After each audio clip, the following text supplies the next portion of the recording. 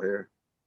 On now. All right, we're back with another episode of the Rock Fantasy Files tonight, and we're going to be covering one of the greatest hard rock bands of the 70s right till now, with the iconic frontman Freddie Mercury, Queen. You know, we lost Freddie in '91. The unique guitar sounds of Brian May, John Deacon on bass, Roger Taylor on drums, made popular with a whole new generation of fans with the 2018 film Bohemian Rhapsody.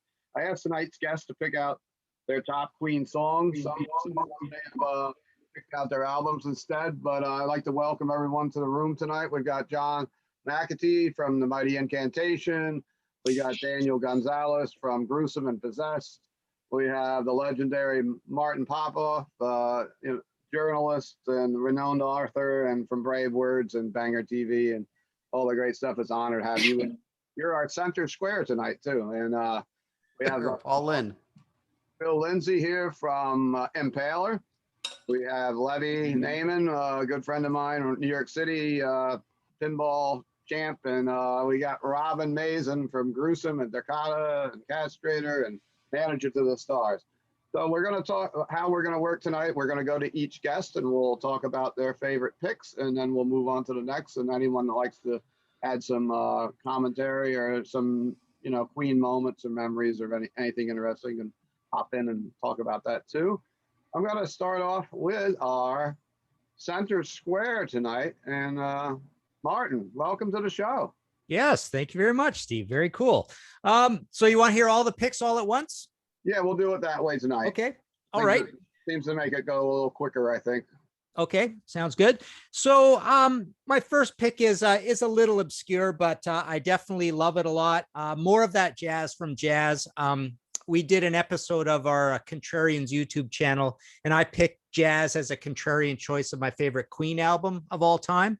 And I just love how this song kind of represents the sort of scattery, jittery, channel changing feel of that album. And it even has a little medley of the other songs on it in it, which is a pretty brilliant thing. It's Roger Taylor. It's got a really sinister kind of riff. And it's just a really cool, great sound, great production on it. I could have gone with Let Me Entertain You or Dead on Time as the other pretty heavy ones, Fat Bottom Girls. I just really love this album. But this song is a very weird one. A great choice. Thank you. Yeah. My next choice is also maybe a little obscure. It's Late. I love It's Late for its just grandiosity and the way that chorus just breaks through and how heavy it is when it does happen. Those big, huge harmonies. And I also love how it's a little bit like Fat Bottom Girls in that they're using a riff that is not very showy or interesting, and it's almost kind of like old and bluesy and rootsy or whatever. Yet they're, just because it's Queen doing it, they're able to work around this kind of nothing guitar line and turn it into this epic song. And I noticed in the lyrics there was something about how Brian broke it into 3 parts to make it like a 3-part play or whatever. But no, that's a really cool one off that album, and that's a pretty underrated album. I think there's a lot of good stuff on News of the World as well. Oh yeah, so, definitely. Yeah. My next choice is pretty obvious. All of my last ones are pretty obvious. Daniel, I loved your idea about, Bohemian Rhapsody's kind of got to be debated, right? Because it should be on everybody's list, but I left it off mine. But it definitely has to be an honorable mention. It's probably the greatest Queen song of all time, but by various methods, right? But no, I went with Now I'm Here. Which I just love all the different parts of that one as well, and the heaviness of the riff and the way the riff kind of just goes on and on through the bars. It's kind of glammy, it's kind of boogie, it's got the little Mott the Hoople line in it. So that's always just a favorite. I never get tired of hearing that. And then my last 2 choices kind of go together. Keep Yourself Alive and Liar. I mean, pretty obvious choices, I suppose, but again, heavy, totally proggy, proggy super early on in their career. I think it says that Brian May wrote Keep Yourself Alive like way earlier, like even before John Deacon joined the band. But both of these, they're both actually, and yeah, Liar, Freddie Mercury, 1970, crazy. But both of these songs are just so interesting, and you just hear that you just hear that that thing that they got where they were allowed to use kind of unlimited studio time at Trident or whatever, and came up with these brilliant proggy complicated songs that you can't even really peg like what kind of music it is. And they're both from my second favorite Queen album, which is the first one. So those are my 5. Excellent. Any honorable mentions from you, Martin, tonight? Yeah, I had a few here, but almost too many. But Sheer Heart Attack, Somebody to Love, Death on Two Legs, Brighton Rock, Bohemian Rhapsody, Fat Bottom Girls. The Hero from Flash is a really cool one people forget about. That's a really great heavy song, right? The Night Comes Down, I really like. Modern Times Rock and Roll, amazing, super heavy song. So yeah, excellent. There you go. That's my favorite Roger Taylor song, Modern Times Rock and Roll. Yeah. That's an awesome song on the first album. Yeah. Yeah. Crazy heavy. That's my favorite Roger Taylor song right there. Yeah. Cool. Phil, I guess you started talking, so I'm going to throw the ball to you. From Bill from Impaler. Hello. Yeah, thanks for having me. I mean, I'm a huge Queen fan. I saw them in a theater here in St. Paul back in 1976, which was early on in the it was the Night at the Opera tour. So and I got let's see, there's my tour book from that show. Oh wow. Oh wow. Yeah, so I'm pretty jealous right there. I mean, yeah, like the centerfold in the middle. It was like the 3 of the greatest concerts I ever saw in my life were in the winter spring in 1976, and that was Kiss Alive tour, the Queen Night at the Opera tour, and Aerosmith. Rocks came out like 2 days after I saw them in May of '76, and those were like the 3, greatest concerts I ever saw. But that's kind of getting off the beaten track. But I saw them on my dad's birthday, March 3rd, 1976, in this little St. Paul Civic Center theater, and it was just amazing. I mean, just the show just blew me away and inspired me in so many different ways, and Impaler, obviously I don't sing like Freddie Mercury at all, but his lyrical content of the way he wrote in the early albums was really inspirational to me as a lyric writer and songwriter. I love the way he wrote in Queen 1, 2, Sheer Heart Attack, the kind of fantasy monster lyrics that came out of him were really cool. So that leads me to my favorite songs. I guess my first favorite song would be March of the Black Queen off Queen 2. And it's just so epic. And it kind of, in a way, it combined all the things Queen were and the possibilities of what they were going to be in the future. If you listen to that track, it's got lots of parts, and it's just really cool, and it's heavy, and the lyrics are wonderful. And so that's my favorite Queen song right there, out of many favorites. Queen 2 is a big album for me. That's the one that has a lot of my favorite tracks on it. Ogre Battle, even Fairy Feller Masterstroke is amazing. Crack it open if you please. What's he talking about? Have you ever seen the artwork for it's actually some artwork from an insane painter painted this masterpiece called Fairy Feller Masterstroke, and that's what the song's about. Freddie's describing the scene in this painting, and it's feller, not fellow. A feller is someone who cuts down a tree, which I'm probably being redundant or telling you things you already know. But so the song just describes the whole painting, and it was painted by Richard Dodd in an insane asylum. And I don't know what year, in the 40s, 50s, maybe somebody. Are you a black side guy or a white side guy? Black side. That's my. I love both sides. Seven Seas of Rye. That's an amazing song. Evermore is an amazing ballad. I like Father to Son off that. Yeah. I want to listen to it now. It's an awesome album. Well, so the first time I heard Queen, I had a little clock radio because I had a paper route in the early to mid 70s, and so my clock radio would kick on and wake me up for my paper route, and more often than not, Killer Queen was playing, in the morning when I woke up to go do my paper route. And I loved that song. And it turned me on to Queen and made me investigate what is it, who's making this music. And so Sheer Heart Attack was the first Queen album I bought. And I think my favorite song off that album is Lap of the Gods Revisited, because that was the finale of the live show. And it was just so grandiose and theatrical. And that refrain at the end, you know, it's just sticks in my head and I love it. And Stone Cold Crazy is my other favorite. So I do prefer the Metallica version, I gotta say.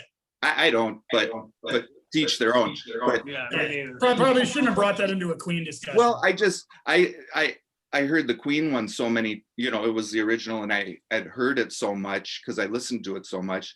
I enjoyed Metallica's version too, you know, and we even covered it in Impaler before Metallica recorded it and put it out. We used to cover Stone Cold Crazy. So I guess, I don't know, is that enough from my end? I think.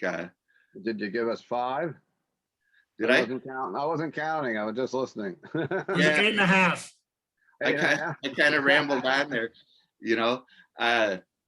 My Great King Rat and My Fairy King off the first album are 2 more. So if that rounds off my favorites list. Okay, great. If you think of anything else, please chime in. I'm going to move over next to Levy, from my buddy from New York City, fellow pinball head, and he's also a musician that plays in a band down in New York, right?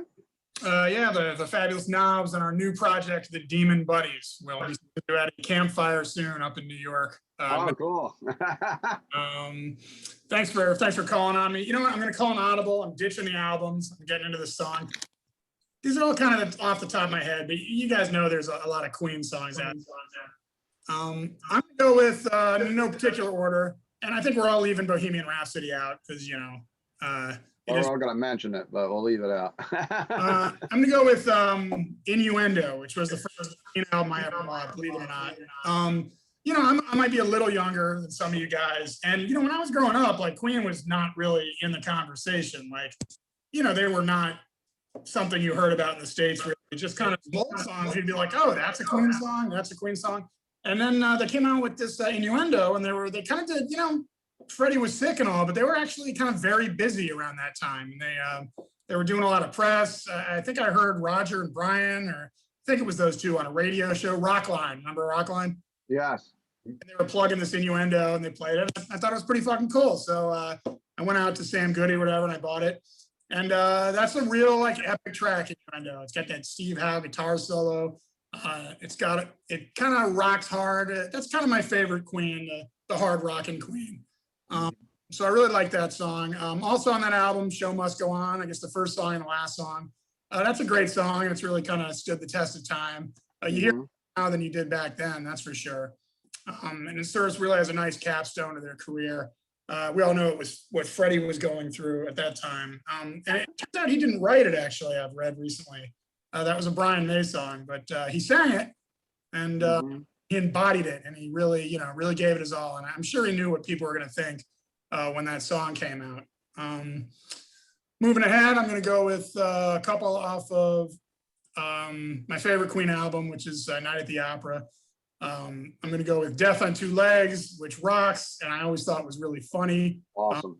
That was like one of the first old, because I had that album, and a friend of mine was like, oh, you should check this one out. And he gave me the Night of the Opera CD. Yeah.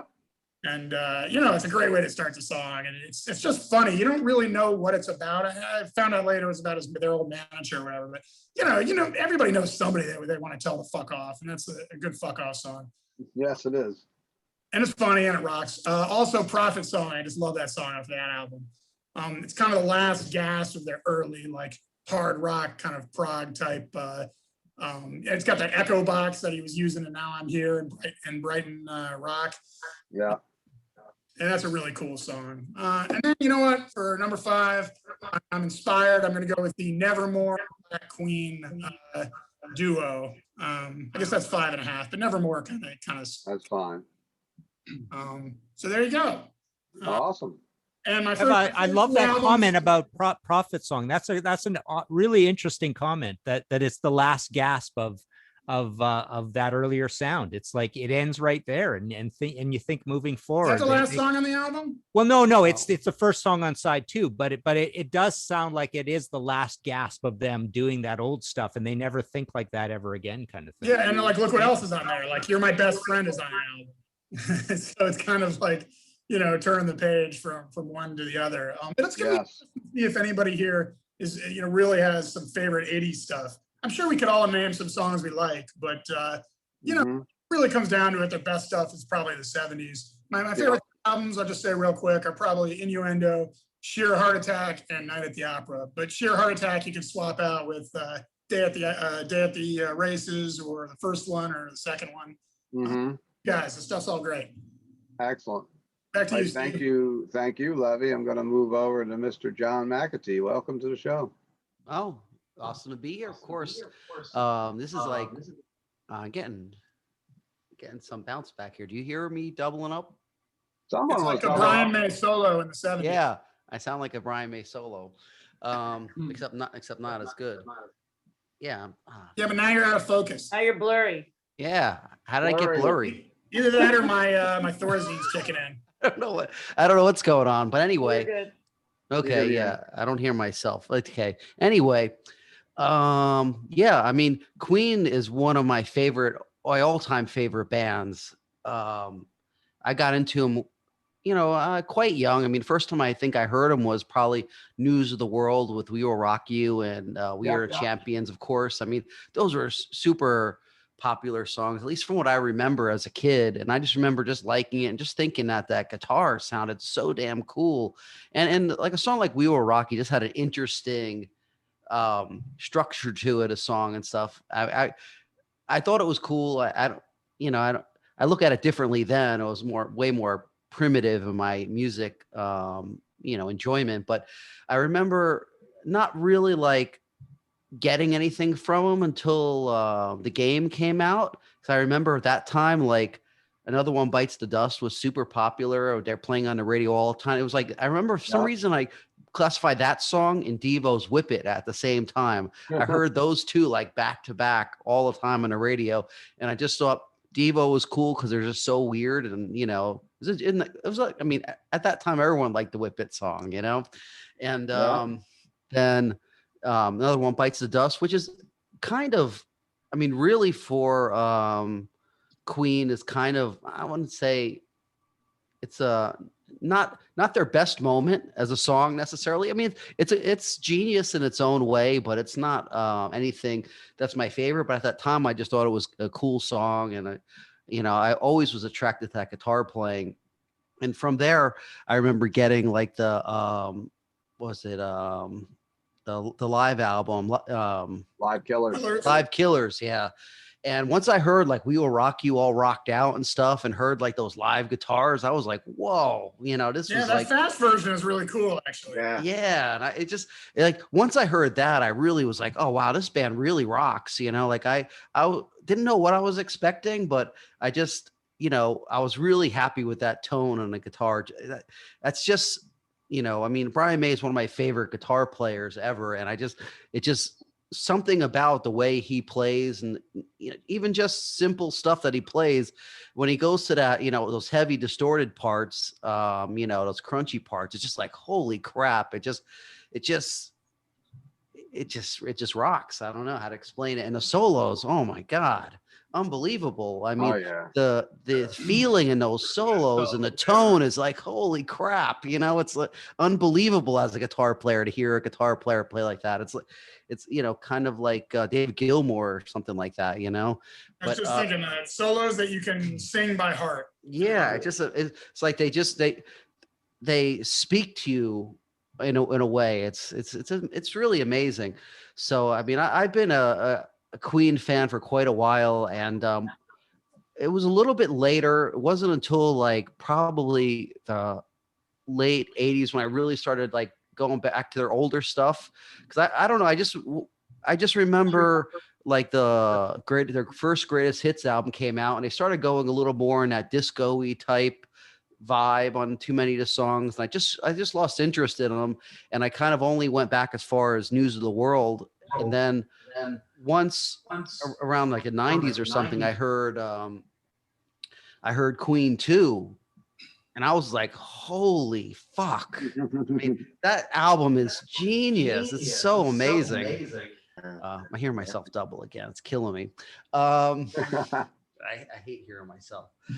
Yeah, that's even worse. Okay. Anyway, but yeah, that was I mean, that's just an amazing album from front to back. And then I started getting into all the mid 70s stuff they did. And it's just, I can't say enough good stuff about them. I mean, especially from like their first album, which was I think 74 or something like that, up until for me, like up to about the game or whatever is like my sweet spot. Even though I like some of the stuff afterwards, a little more selective. I remember someone saying about trying to find an 80s song that's good. I think Hammer to Fall is a good one from the 80s. I think that's from the 80s. I don't know those albums quite well enough. And anyway, for my top 5 songs, it was almost impossible because I have a list here. I don't know how many, but way too many of them. Yeah, but just say the ones we haven't said yet. Yeah, okay. Because let me see, my list that I chose already, which I'll just go through, but I think everyone said them all: Ogre Battle, Brighton Rock, Death on Two Legs, Prophet Song, and Hero, which I think you guys all said. And I know you guys said Keep Yourself Alive and Liar, which I also had on my secondary list. Stone Cold Crazy, I think was mentioned. Now I'm Here. I don't know if that one was mentioned. Could that be my number 5? It could be. It's on my list, but yeah, Now I'm Here. Yeah. No one picked White Man too. That's a good song. That's like the before Iron Maiden's Run to the Hills, you know. I don't think anyone picked Tie Your Mother Down. That's a killer one. Yeah, that riff on there is just that amazing. album kind of gets lost in the shuffle a little, I think, because it came right after Night of the Opera. But it's it's a great album. I love it. Yeah, Cool. That was a perennial cover song from many a band I saw in the late 70s. Tie Your Mother Down. Tie Your Mother Down? Oh yeah, Stone Cold Crazy and Sheer Heart Attack. There was bands that were constantly covering those. That's a killer riff. The guitar in that's amazing. That's one of the reasons why I had to pick Brighton Rock, which was in my original top 5, was just because of solo. I mean, the vocals are amazing, the high vocals in the early part, but that solo, I just love it, especially hearing the live version. But what was it? Sail Away, Sweet Sister. I think that's a great song off the game. That I think, that's the game. That's a great one. And I'll just because I picked already like 20 songs, I'll pick my favorite one is I'll just pick the Flash theme song because I just love that. That's such a great song to play after a night of metal and just, you're getting ready to go off to the next show and you just want to listen to dum dum dum dum dum dum dum dum, and that just that's so great, it's so classic. That's the one album I've never owned. Should I seek out some cheap vinyl copy of that at Rock Fantasy? There's only 2 songs of that album that have vocals on it because it's all instrumental. Yeah, most of it's all What are the 2? The Flash theme and the Hero. The Heroes. But Hero's a great song. Martin mentioned that earlier. That's a great song. It's really one of my favorites, actually. Is there? Do you listen to this album front to back? Or you're just picking out these 2? I do because I love the movie. So for me, it's like it's narrating the movie while I'm watching it. I'm thinking of approaching. The Birdmen, and stuff like that, and Ming the Merciless. I mean, come on, that's classic stuff. If anyone hasn't seen the Queen Flash Gordon movie, that's just such a classic. I mean, it's cheesy my as dad fuck. took me to see it. I was like 5, and he was like, movie. When I was a kid, this was a thing that we watched, and it was the first time I'd ever seen anybody impaled, and that really stuck with me. At the end, Ming takes like a jet fighter through the chest. Yeah, I love that movie. But anyway, that's my top 5. I don't know. Cool. That's really my top 20, but my top 5. Yep. What's the top 5 again? Just give it to us straight.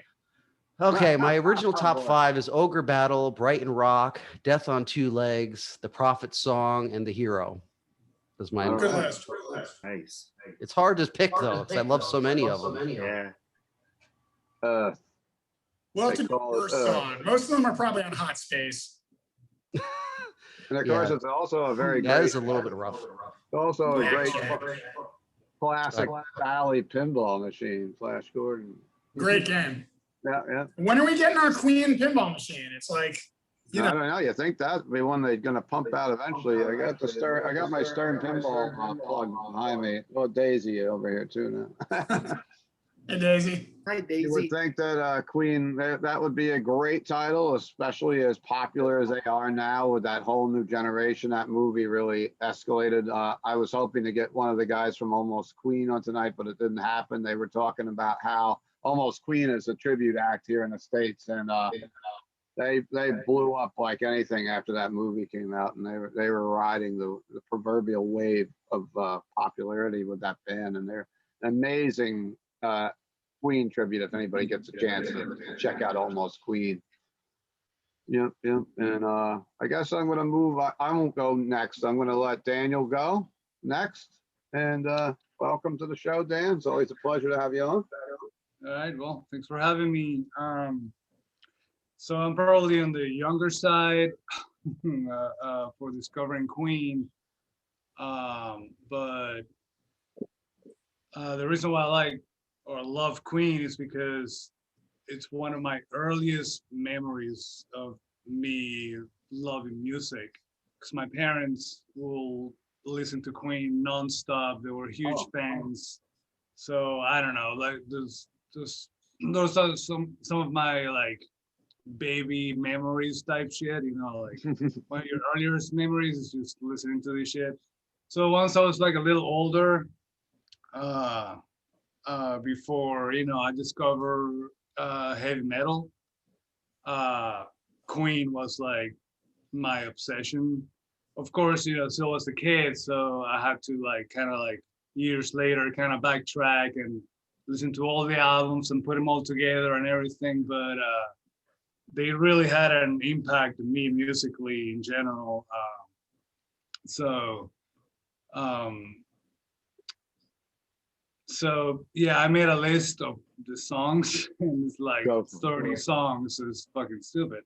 But I guess I'm gonna start, it was probably more than 5, but That's fine. That's fine. it's probably not a top hit or, you know, like an old school Queen song, but I'm gonna say Princess of the Universe. That was the song they made for Highlander, the movie. But it's really good because it's really super epic and it starts super dark with this like, you know, double guitar harmonies, you know, typical Brian May stuff. And they also used it for the TV show that came after the movie. So I just love like listening to that song, you know, on the TV all the time. So, you know, I have good memories of that. I guess my next pick is, you know, Bicycle Race. I know a lot of people have mixed feelings about that song, but musically, that song is amazing. You wrote that in the bath, by the way. Yeah, but it's incredibly complex. Like it has these odd measures, like goes to 6/4 to 4/4, and you know Brian May's dual solo. You know, like it's like a whole melody, but at the time, you know, he puts it on the left and puts it on the right, so it's like it's really creative and really, you know, it's Funny genius. also. It's a genius song, yeah. Yeah, for also such a very hit too. upbeat. Yeah, I know for sure. So I mean, Like you don't hear hits like that on the radio anymore with like time signatures and like dueling guitar solos like that and lyrics about like cocaine and Jaws. It really sums Queen up. I don't know who would have mixed emotions about that. I mean, you know, it's maybe not their hardest rocket stuff, but it's Queen, you know. That's great. It's great stuff. Yeah, there's an And it was a issue. hit. So maybe creativity, you know, it's kind That of and low. Fat Bottom Girls works well together. Yeah. Yeah. Oh, I love the Fat Bottom Girl bridge in the Bicycle Race. Genius. You got to keep your eyes open for them. They'll be riding today. We'll be riding today. Sorry, Daniel. I got excited. It's all good. It's all good. Let's see here. So, I guess I'm gonna say "Don't Stop Me Now" next, which is kind of weird, but I really like that song because it's very like upbeat, and it's like, you know, like an upbeat song, but the piano is basically the main instrument of the song, which is very rare for, you know, rock and roll or heavy metal in general. But it, you know, it doesn't bother me, or I'm sure it doesn't bother anybody at all. Like nobody really thinks about that, but like the piano is like the It's dream. rhythmic. Yeah. Brian May even said that Freddie played very rhythmic piano. Yeah, Percussive, Said, sure. you know, the way he attacked the keys was very aggressive, you know, and I think that maybe that appeals to us, you know. I Yeah, think I no, noticed yeah. on At the same Spotify time, that one on Spotify when I was like playing stuff there. I believe there were 3 Queen songs with over 1 billion plays. Wow. And "Don't Stop Me Now" was one of the 3. I couldn't believe Wow. it. Yeah. Yeah, and I That's one also of my love favorite. like, I it's think they one of got my more favorite popular in the Freddie movie. vocal couplets. But I'm having a ball. that was one that Yeah, got he's popular really after the having fun. movie, I think. yeah, I Oh, mean yeah, the lyrics, definitely. the lyrics are, you know, they probably have their, you know, Freddie's theme, which is great, but you know, like it's an amazing song. You know, it has the guitar will like sneak in suddenly with like quick licks and stuff like that. Yes. So, you know, I love that song. It makes you want to give Freddie a call and have that time. Don't stop me.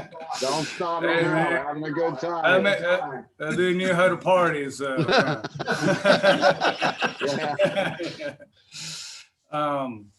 So my next pick is gonna be kind of weird because I usually hate ballads in general from any band, except maybe Queen and maybe Supertramp. But "Spread Your Wings," it's a really cool song. Also very piano driven, but Great song. That's a John Deacon song, right?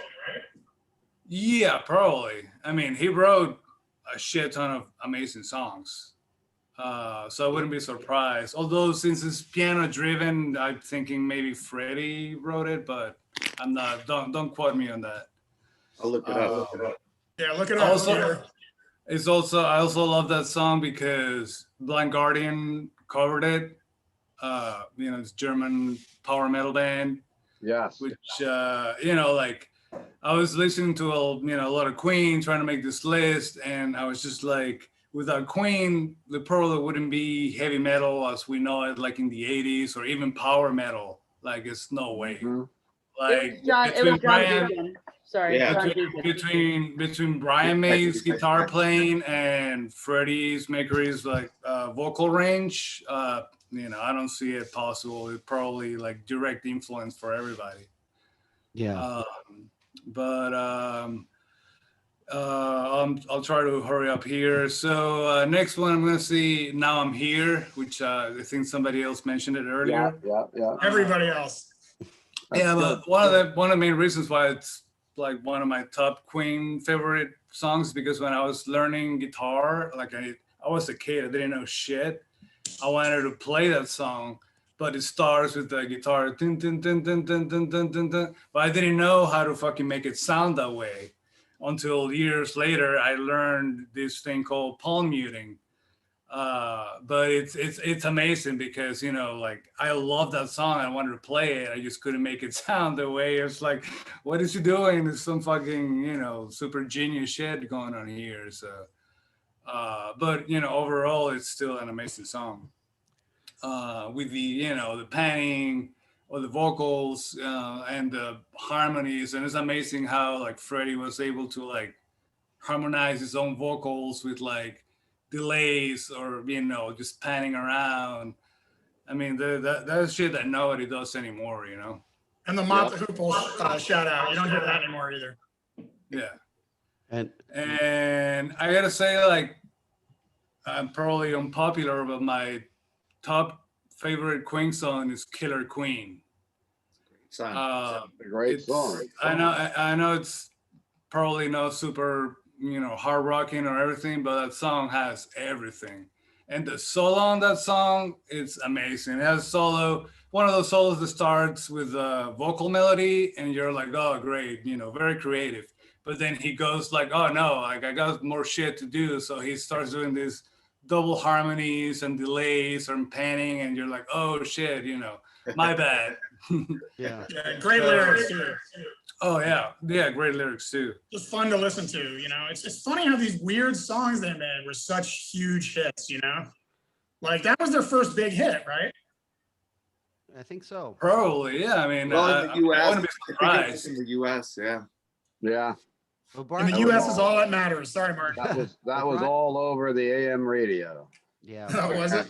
I mean, that was Guitar my player first Brian taste of May them. did so many things. I just wanted to bring up from what Dan was saying to like the metal world. I mean, a lot of stuff that he was doing influenced a lot of guitar players and heavy metal bands at that time, but I don't think he really gets that much credit for it, but if you really dig into some of those, especially the early to mid era Queen songs, you really hear some guitar techniques that are used, even like a punk rock vibe on like Stone Cold Crazy, and just a lot of there's way more influence to metal from Queen than I think a lot of people maybe now know. Maybe now I think people get a different perception of Queen because of the movie, Yeah. and maybe they don't see them as being one of the fundamental, I don't know, I mean, hard rock bands kind of pushing the limits almost to metal really on some of their stuff. And I mean, they were pushing it all over the place,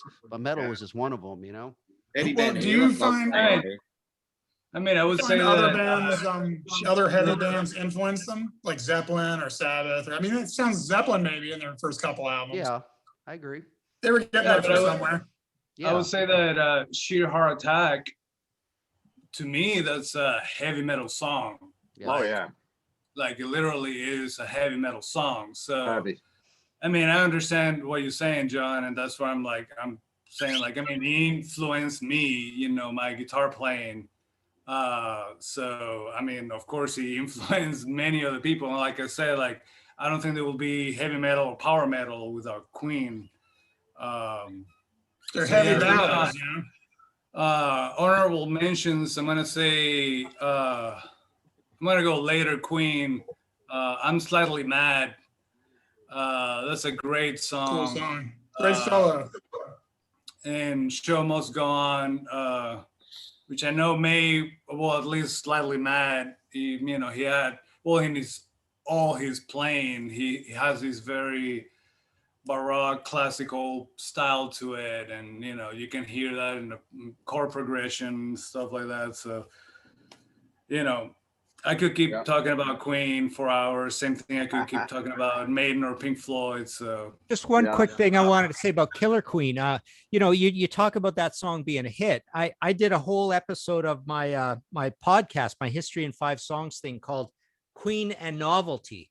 And I think that song was a hit because it's a novelty song straight through. It just does so many weird things, and also Focus, Hocus Pocus, and Osmond's Crazy Horses, and even the beginning of Walk This Way, and all of Bohemian Rhapsody. There's a lot of times things are hits because there's just a bunch of weird ear candy that no one's ever heard before. And Killer Queen, the whole thing is like that. It's like, what is this 1920s music thing? I like the phasing and the vocals. Yeah, there's a ton of stuff, and it's a hit because they do probably like 8 or 10 or 12 little novelty tricks in it. But yeah, that's actually what the word novelty was the word I was looking for when I was talking about Another One Bites the Dust. When I heard it, it was like a novelty song. It's weird because they'll have it's just weird how they mix in songs like that are just like so out there.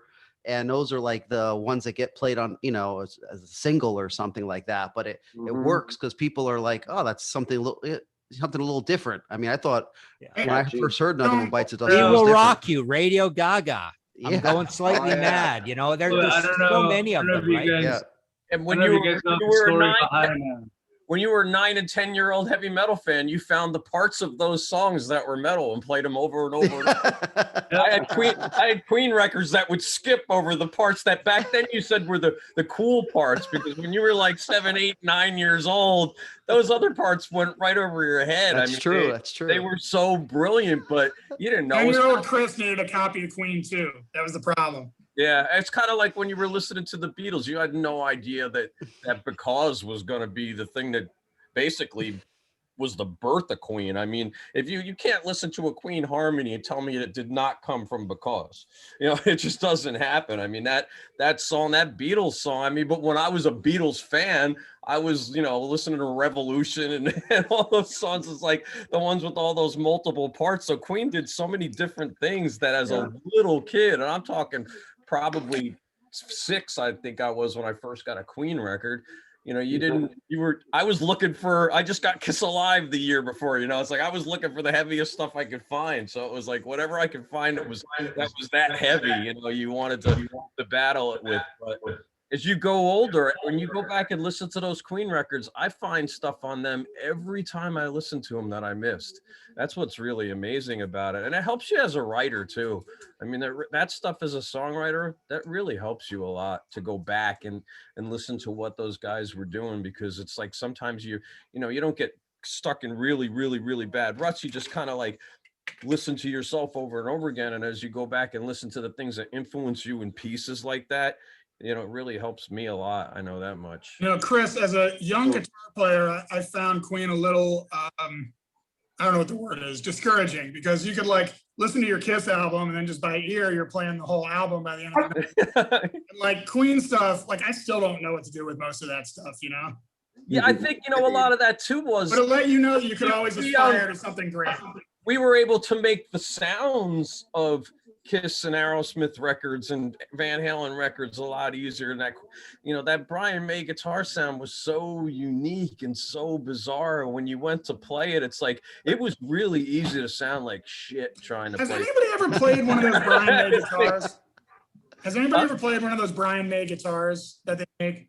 No. I've played one. I mean, the funny thing about it is with that guitar, it's kind of one of those things when I play it, I still sound like me, and it's like Brian May could play one of my guitars and he would sound like he's playing a Brian May guitar. It's one of those things where he's got his sound, and there's certain things in those pickups and that electronics that definitely give some of that, tone that you get from the mids there. But he's a badass. He's one of the greats. He's top. Yeah, it's one of these things though. When you hear him, you can hear him play on acoustic, he still sounds like Brian May. So it's one of those ones where his guitar playing rises above anything it is that he did, with that electronics. Even though like Tom Scholz, he with Boston. I mean, he invented that sound, and he'll sound like that on a Les Paul for a freaking pig nose. It doesn't. One of the many I've played plenty of Vox AC30s, and I've never been able to sound like him at all. So yeah, I know one thing. I'm gonna like jump on you guys because like usual, I'm always running late with this, but the Queen music is kind of, to me, I noticed when I toured the world, I never realized just how much Paul O'Neill's lyrics got to people all over the planet. When we go to countries like, and we'd see kids from Egypt, and we'd see kids from Middle East, and kids from South America and Greece, and they would say how much songs like Believe meant to them as far as lyrics go. Queen had that same kind of effect on these kids with Freddie Mercury and those lyrics. And I know when we were playing in Greece for the last time Sabotage played, we were doing an arena there, and we were waiting to go on stage, and we had Show Must Go On was our Five and Dive, the song we played before when the lights went down. And it was probably one of the most surreal moments of my life listening to those, I think it was about 4,000 kids in that little arena, and they were singing along with every single word of that Queen song, louder than I think we were when we came on through the PA. And I just looked at Johnny Lee Middleton, and I was like, this moment, it was so incredibly special, just listening to that and seeing the way that that audience reacted to that. And then that night when we played, when we got to the songs like Believe, they were singing louder than us. But that's something that they always did. I mean, Love of My Life and songs like that. I mean, Freddie, my dog, would you stop it? Get the ball. I thought that was Daisy. Yeah, but I mean, it's just one of these things where that music was so deep in its levels as far as production and everything, but it was the simplest parts of Freddie Mercury's lyrics that I think put that band into headlining stadiums. I mean, that's the thing that threw them over the top, was that relationship he had as a human being to everybody in that audience. And a lot of that had to do with, how different he was for the time. I mean, it was very rare to be somebody that was as flamboyant as him. Elton John and him were that style of person. Nowadays, it's, everybody's that crazy, that much unique compared to what life was back then. But Freddie just really, he tied in and when you watch those stadium shows and those things that Queen did, they were just a different thing. It was like they played and they were one with that audience every time they did a note. And that's the one thing that I never, as a little kid, I paid attention to lyrics, but never as much as I did once I started touring the world with Sabotage and seeing what all these kids in these really poor areas of different countries around the world, how they related so much to just a couple lines of a song lyrically, when they would say how this song saved my life and that song saved my life. And it's a lot different, I think, than, when we grew up here. Not that we had a tremendous amount of things when I was a kid, but we had a lot more than most kids did in a lot of these poorer countries, and I think that's something that that Queen just definitely really tied in with those people at a different level. And I'm really bummed out because I missed getting to see them live with Freddie Mercury. So it's like one of the things that, I never had a chance to do. And I watch all the videos and everything, and you can capture it, but I just wish I had the chance to see that band live once. I really do. I mean, I don't even think it's funny because Steve's like, give me 5 songs. And I'm like, I don't even know if I could give you 5 songs. What do you got, Bill? You got it. Bill's showing us something. There's like 5 different. There's like 5 different kinds of songs you could give one each. You could give 5 different. Pick one of each then. You could give. Well, like I said, I think "Love of My Life" is probably my favorite one of their ballads, and I think everybody's got to like Bohemian Rhapsody just for what it is. I mean, we left that one for you, Chris. I think "Prophet Song" to me is one of the ones that really had the most, where people don't realize, influence on a lot of Sabotage writing. Aliva had a tendency to borrow from a lot of people, and I think John would get Queen sheet music books, get to Freddie Mercury's piano parts and play them backwards. And he would come up to me, he'd write Sabotage songs that was Freddie Mercury's chords backwards. But there was a lot of those, Chance was something that we basically borrowed from Queen, and a lot of those things that were in those harmonies. And I just love the last record. The Innuendo record to me is a masterpiece. I love that album. I mean, Innuendo, the song, Show Must Go On, obviously for a lot of reasons, but Slightly Mad to me is something I think that really matches 2020 and 2021. So I think we all went slightly mad, over the top. As my dog has this Nerf. It's not a Nerf on football. It wouldn't be a YouTube show without dogs.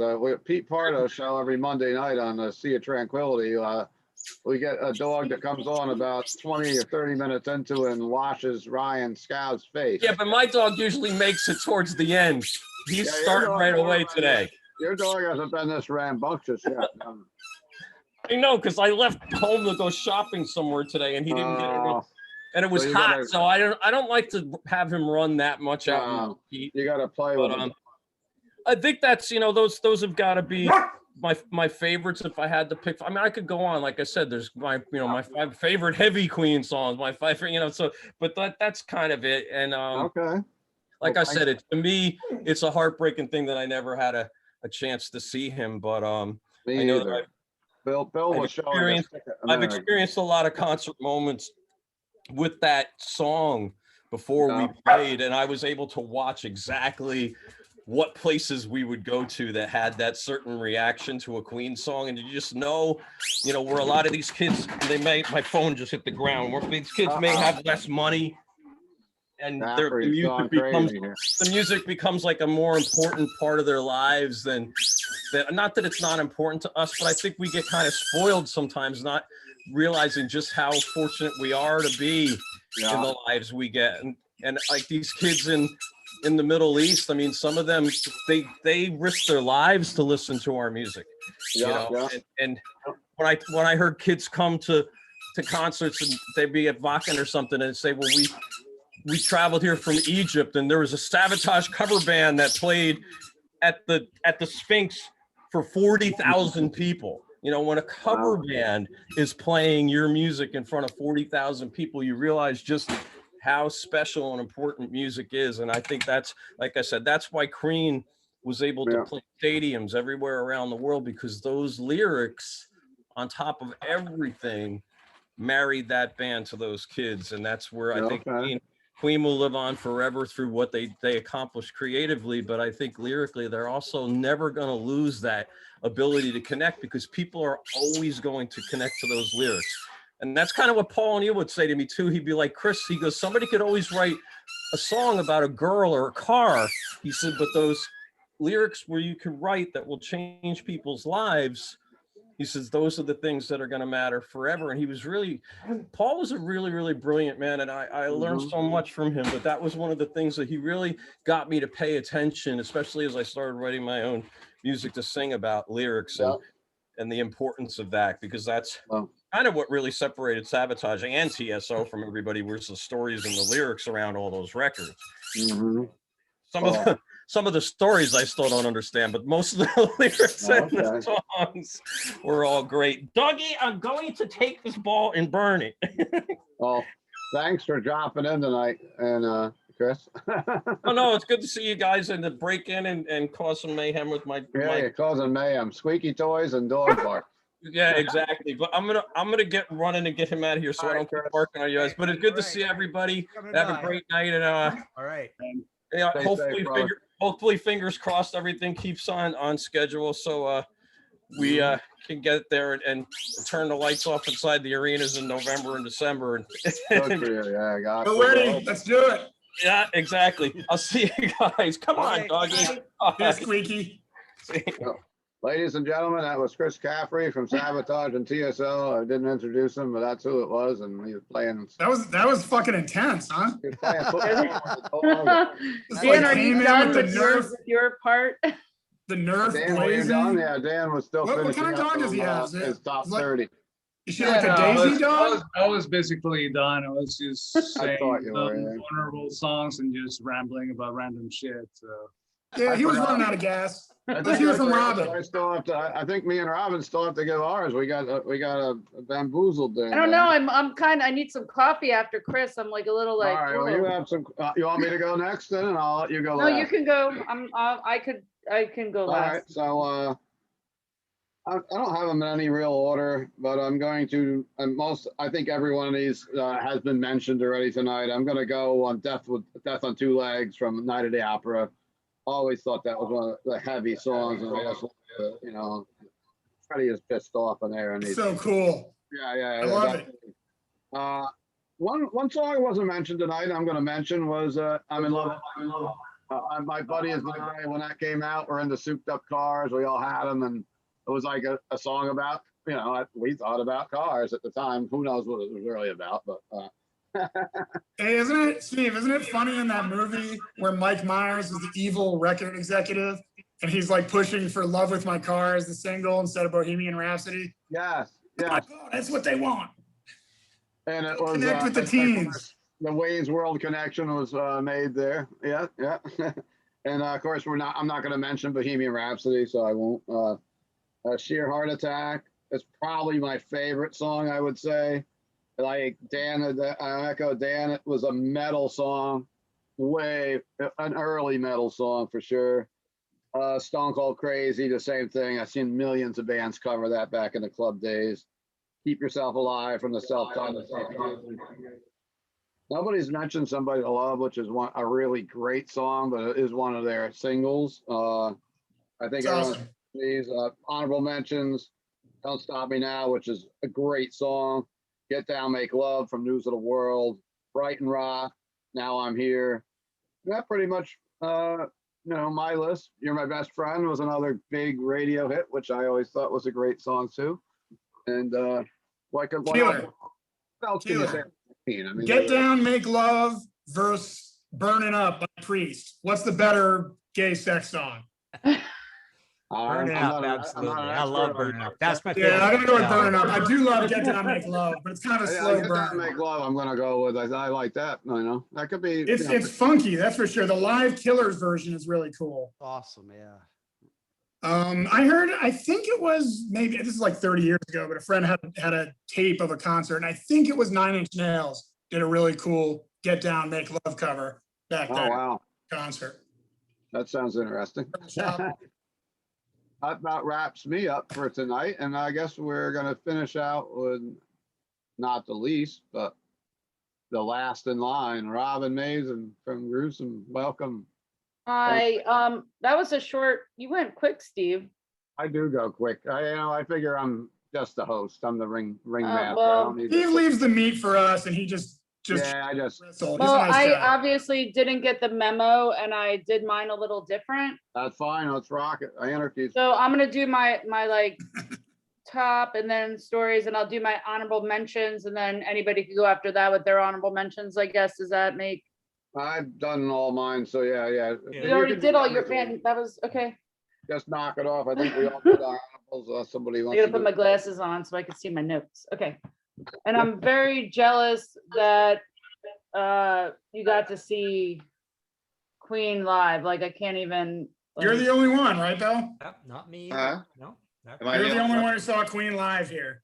Well, I guess I saw him twice because it's my ticket from Twice. 80 when I saw him for the game show too. Okay, Yeah. so now you're deleted now. I don't want to rub it in or make anybody jealous.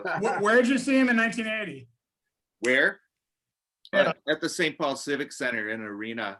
And it was Minnesota? pretty much like the live Killer cover that they had that light show. And yeah, Wow.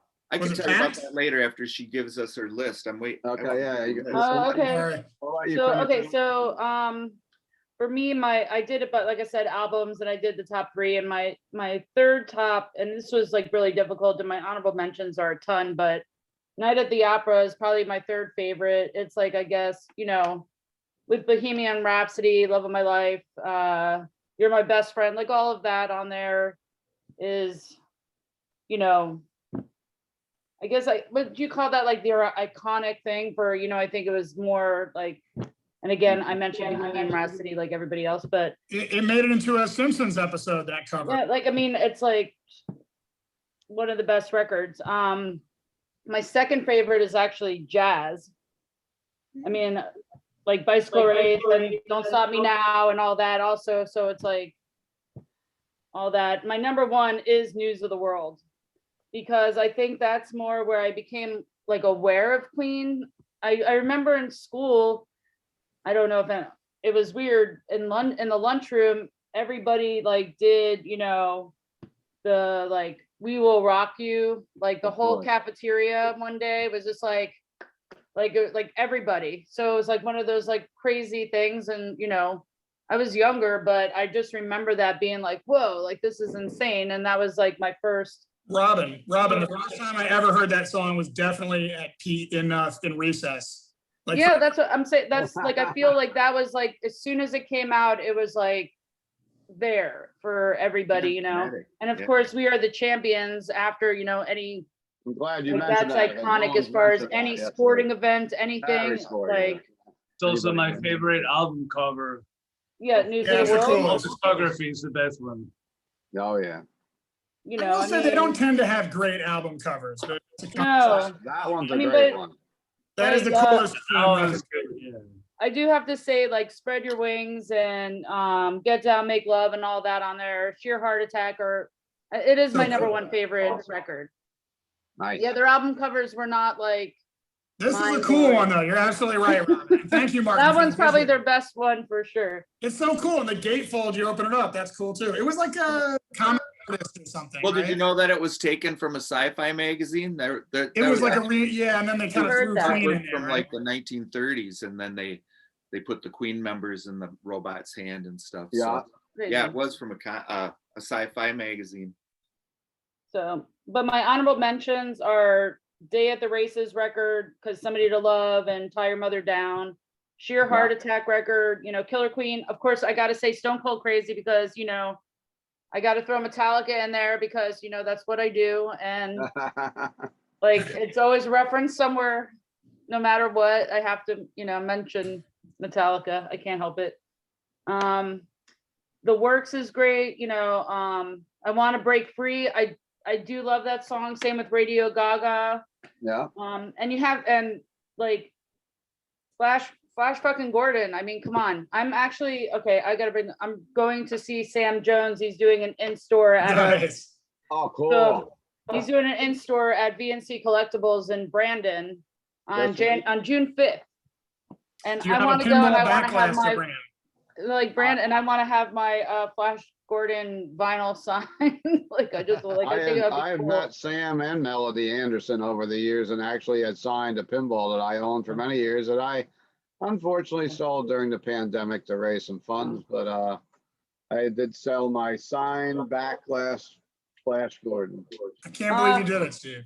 But and then like I have to say, like, you know, definitely with the, you know, I've always loved Queen, and they come on the radio, and it's one of the, you know, one of the bands that's just like, I mean, they have so many hits and they're just crazy. But Bohemian Rhapsody, when that came out, I became like super obsessed with Queen. Like I couldn't get enough.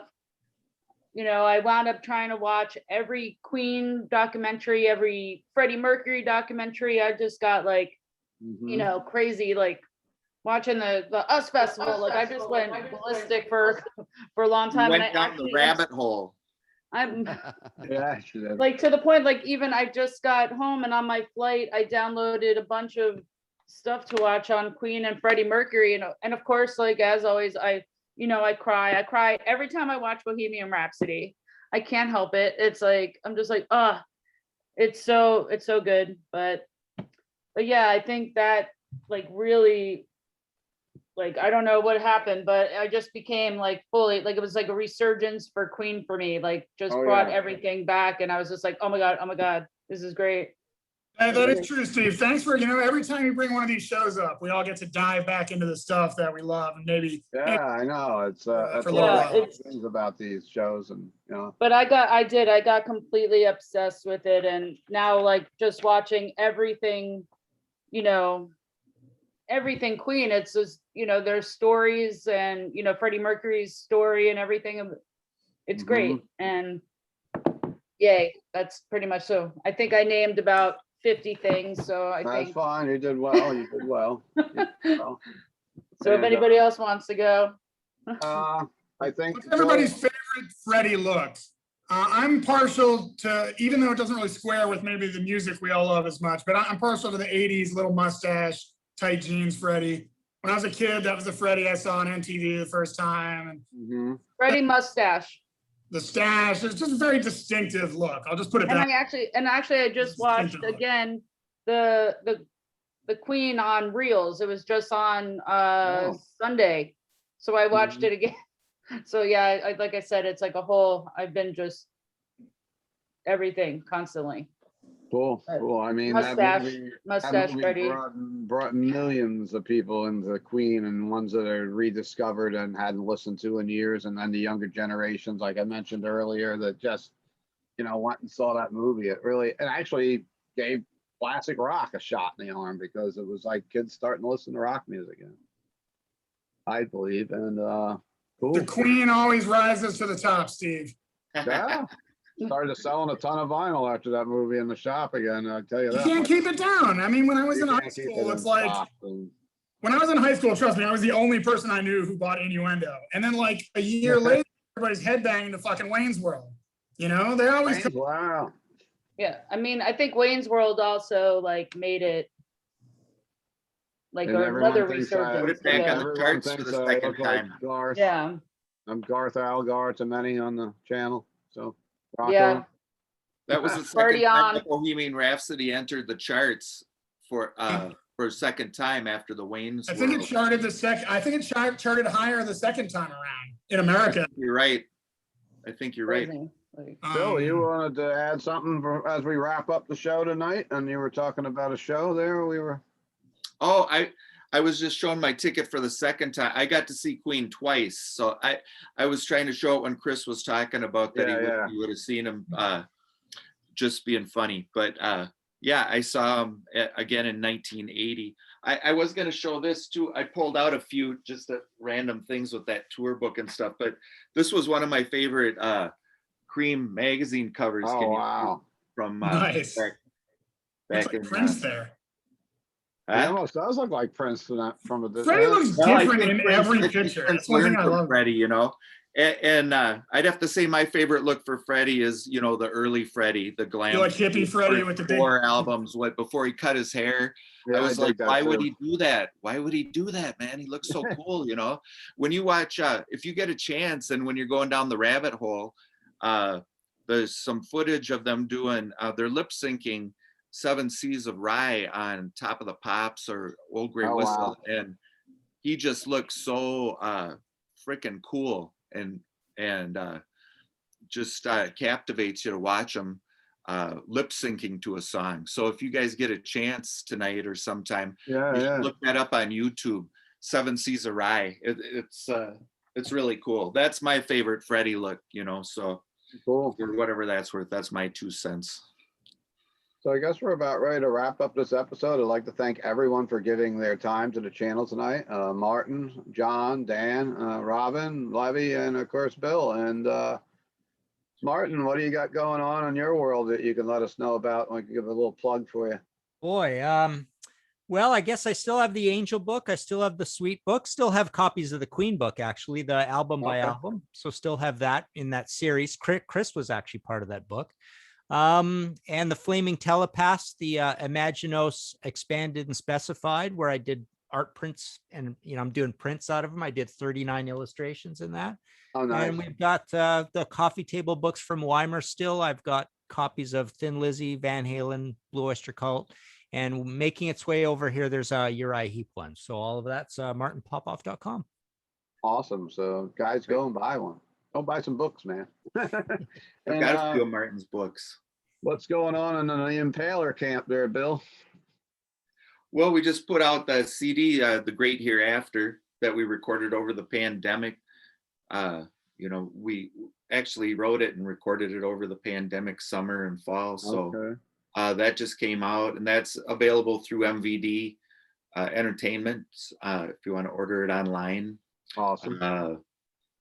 Doing shirts through Seasons of Mist with Dieter. Yeah. Cool. He called me the day after we did that Impaler show and said, I heard you were doing a show with Steve. I said, yeah. I've been playing phone tag with him back and forth. I gotta sign the contract still. I didn't do it yet. Well, so the first shirt they did was Rise of the Mutants cover, and then they're nice. Some That's a classic. Thank you. So yeah, that's what's going on with us. We're going to play our first show on July 3rd, an outdoor show. So that'll be our first show. Awesome. Since the pandemic. So we're looking forward to that. Great to see things starting to open up, and got our fingers crossed that it keeps going forward here. Speaking of opening things up, it's not official, but I just want to let the locals know that Columbus Day weekend, you know, if you're into like pinball in New York City and championships kind of things, just keep that weekend open. All right, sounds like New York City pinball. Exclusive pinball gossip. Martin, don't blast that out. Keep this under wraps, Martin's please. Gonna write a book about you. You never know. You better watch out. Well, I can't come because our border is still closed. So I know. Well, stay safe up there, Martin. Hang in there, Martin. We got Robin and Dan, and they're going to be playing out soon with Gruesome, and we can talk about those a little bit. A couple shows coming. Yeah. Yeah, July 9th and 10th, Orlando and Tampa. Anything local? Looks like it's coming up as far as the New York area anytime soon? Local? Not anytime soon, but hopefully sooner than later. Well, we want to see you, and we'll go see anybody now. So you guys, Oh, yeah, yeah, yeah. So like, we might do good since I didn't like. wait. We got. No, we might, we're gonna be coming to New York, I think, in 2022, because we're gonna play, Ed Farsley's putting, Ed Farsley, you guys know him? Yeah. Of course. Promoter out there. He actually reached out to me today. Yep, yep. Yeah. Doing a festival or just putting some tours together? You know, Rage of Armageddon 6. So Impaler, we were originally supposed to play it last September, and he's trying to keep all the bands, all the same bands on from the original lineup. And then I guess he's added some more too. So he just reached out to me earlier this week about if we're still coming to New York to do that. I think it's over 4th of July weekend, 2022, I think. So it's Awesome. still a ways out, but Yeah, I saw him mentioning that. Yeah, for sure, man. That's cool. You know, I don't plan on going, Steve, but Genesis is going to be here like in the fall. That's like the first Wow. national act that's been around. What's that, the Garden? Yeah, I think they're playing at the Uh-huh. Garden and probably Jersey, but I don't know. Also, National acts, you know, not indoors, but Dead and Company just announced a giant tour coming. They're coming to City Field. They're coming up here to Bethel Woods, but we're way This off summer top. or next summer? This summer. Dead and Oh, Company. okay. So yeah, they're probably beat out Genesis. I'm That was going to cool. Foreigner Saturday Foreigner. Where? at Ruth Eckerd Hall. I'm very excited. We're gonna let John wrap this up tonight and let us tell, hey, what's going on with Incantation? You got anything you want to plug? I mean, we're just still doing our European tour in November. I guess it's happening because everything's starting to open up. Good. Yeah, I think so. It seems like it's gonna happen. Besides that, just working on new metal stuff. It's not new metal, but it's Yeah, it's new like metal not new stuff. metal. Yeah, no, it's not new metal at all. It's Hey, do you Wait, plan on you said rehearsing it all, or are you new just gonna metal? like get What? out there like nothing happened? yeah, we're just gonna get up to like nothing happened. We don't need to rehearse. We're professionals, Yeah. you know.